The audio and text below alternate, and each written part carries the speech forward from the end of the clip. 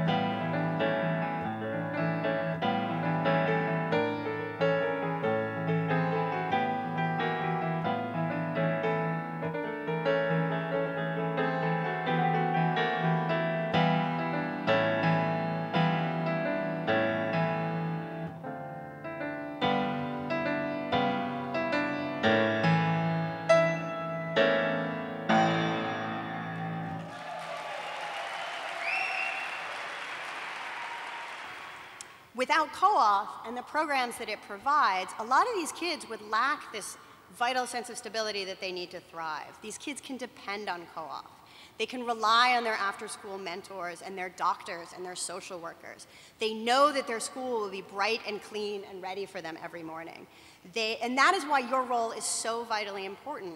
When you support COAF, you're doing so much more than helping to provide infrastructure or after-school programs. You're giving these kids the tools and the role models that they need not only to have a future, but to excel. And a smile means friendship to everyone. Though the mountains divide and the oceans are wide, it's a small, small world. These kids were smart, they were engaged, they were driven, and they understood the gift that they had. This was a school that not too long ago was burning manure for fuel that lacked computers. Today, it is vibrant, it is colorful, it is exciting. It has a computer center, it has a creativity center, it has a theater, it has a gymnasium, it has age-appropriate classrooms, all thanks to COAF and all of you.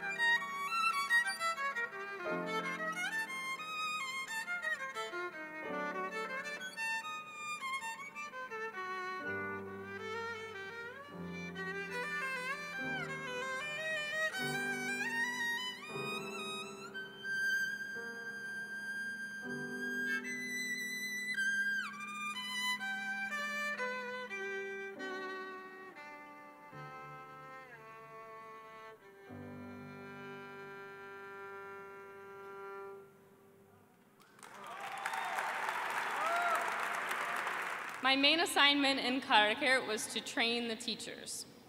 I was really impressed by how committed the teachers were there, but it was the students who really left the lasting impressions on me. When I arrived in COAF in August of 2011, the school was in horrible condition. See, there are actually two schools in COAF. One was renovated by the Feinbergs, and the other, my school, was not. It seemed so unfair. There were holes in the windows and the floors. Desks and chairs were falling apart. And in the winter, everything got much worse. Children attended classes in large overcoats with mittens and scarves and hats, and they inhaled the fumes of the kerosene burning stoves used for heat. Despite all of these difficult conditions, the parents in COAF wanted to send their students to our school because the teachers were so top-notch. While I was in COAF, the school was renovated, and when it reopened, life changed in the village. Technology and new methods of teaching came into the classrooms. parents were more engaged than ever. Teachers and students stayed extra hours on the weekends, during the summer. Really, no one wanted to leave. Hi, I'm Anahit Vartanyan.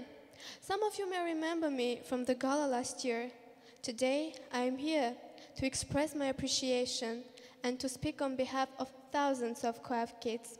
I'm also very happy to have my good friend Narses here this evening. I think back to when we were kids and liked cartoons created by Walt Disney. I thought Walt Disney was a character like Mickey Mouse or Donald Duck. But recently I learned who he was and came across a quote which said, "If you can dream it, you can do it." I realized what a big dreamer he must have been to give so much joy to me and millions of kids around the world. I felt how truly I believed in what he said. Narses and I are among those dreamers because of all of you in this room. Yes, Anait, you are right. Me too. I had my own dreams that I would like to tell you about. But just before I do that, I just want to tell that it's really a great privilege for me to be here celebrating COAF 10th anniversary.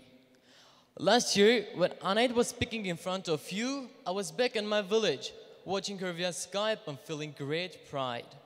I must confess that I was dreaming of being on the same stage myself and telling you all about my own dreams. I know many of my own dreams were made possible only because there was a driving force named COAF and all of you. My first dream came true when I graduated English program, met US Ambassador John Heffern during the graduation camp, and spoke fluently with him in English. My second dream became a reality when I applied and was admitted to a leadership program held in the Ukraine this summer. My third dream is only a step away from turning into much desired reality, studying at the American University of Armenia, #1 in the country. COAF is not just an organization for us, it is our family. And without this family, we would not have our basketball games and debate clubs or speak English. Without you, we would not know about social responsibility and school democracy. Without COAF, we would not have our safe and beautiful schools. And it is so gratifying for us to be standing here in front of you, addressing all of you, and thanking you endlessly. Thank you.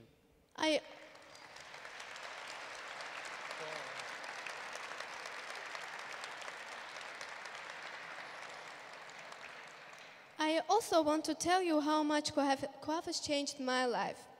My appearance at the gala last year and what COAF does in our villages every day transformed a shy me into a completely different person. This year, I was a speaker at TEDx Kids in Yerevan and the winner of a public speaking contest.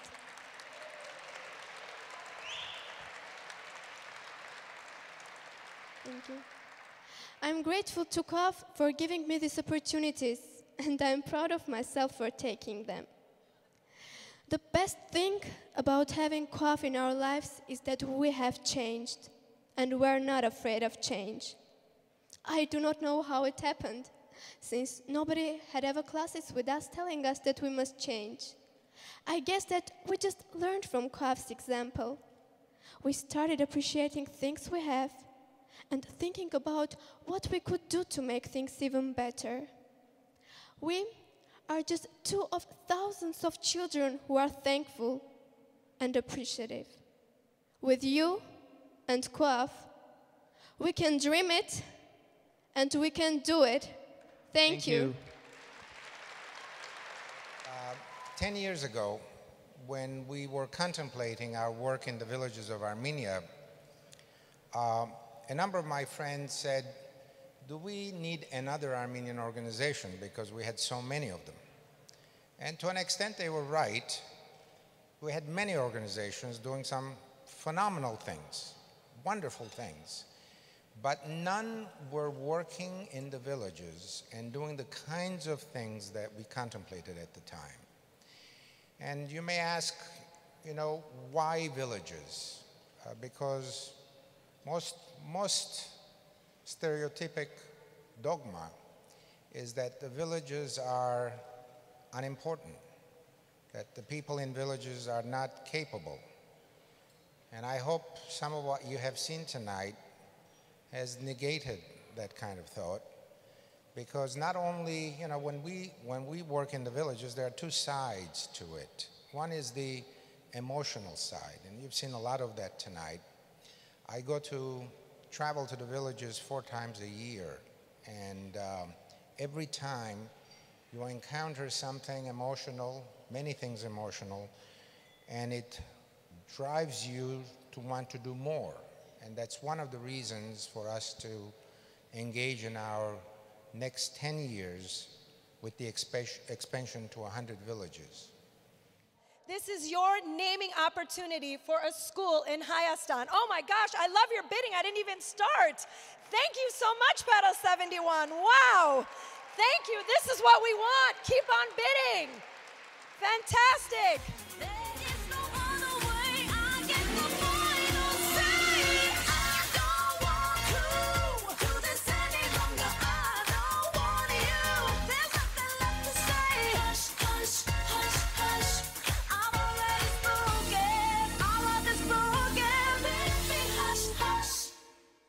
That tonight, between the live auction and all the monies that came in from absentee donors, we've raised $2.8 million. Wow.